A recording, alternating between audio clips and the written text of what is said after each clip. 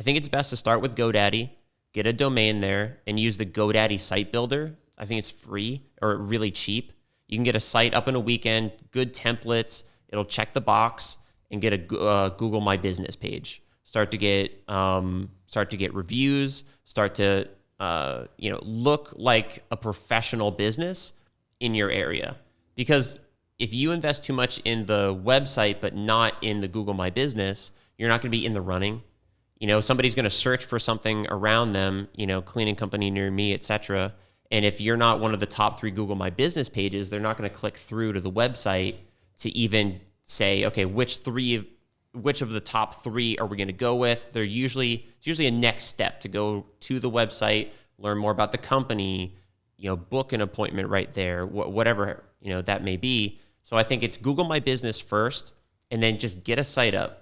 Just get something up that's simple, couple pages, contact form so they can send you an email, and some tracking. Just making sure you know how many people are going to the site.